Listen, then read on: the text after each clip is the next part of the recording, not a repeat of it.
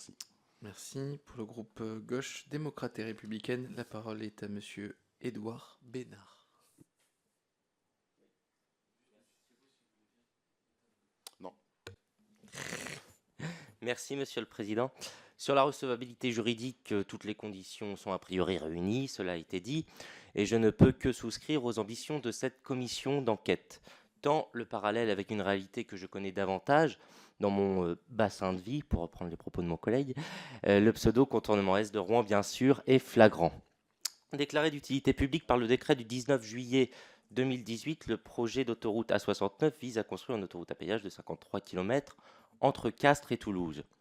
La société Atosca, dont il est question, a été mandatée en avril 2022 pour construire et exploiter cette autoroute dont le coût est évalué à la louche à 450 millions d'euros, dont 23 millions d'euros d'argent public, d'où un légitime droit de regard. Les principaux acteurs des vives contestations de ces derniers mois ont mis en avant en premier lieu l'enjeu évident de protection de l'environnement, l'autorité environnementale ayant émis, à l'instar du Conseil national pour la protection de la nature, un avis négatif sur ce projet. Je n'y reviendrai pas. Par la création de cette commission d'enquête, Madame la députée Arrigui propose une mise en lumière intéressante sur les liens entre les décideurs publics et la société Atosca, en l'occurrence, d'une part, et le montage juridique et financier du projet, d'autre part. De fait, comme le déclarait dans la presse l'ancienne députée du Tarn, Linda Gourjade, l'intégralité du montage financier de cette autoroute n'a pas été obtenue par les élus sous prétexte de secret des affaires.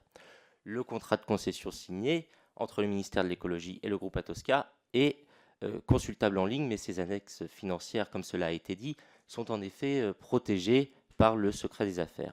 Je cite à nouveau cette dernière. Alors que l'on sait que toutes les études connues font apparaître un déficit structurel de la concession qui impactera sans nul doute les impôts des Tarnais, et ceci sans développement économique du sud du Tarn, mais au profit de l'agglomération toulousaine. Alors, contrairement à mes collègues d'en face, je pense que tout comme pour le combat que nous menons actuellement contre le pseudo-contournement Est de Rouen, cette commission d'enquête sur les contours du contrat de concession, et je dis bien sur la réalité des faits et du droit, saura, j'en suis sûr, appuyer plus finement nos arguments d'opposition à ce projet d'un autre temps. Merci, chers collègues.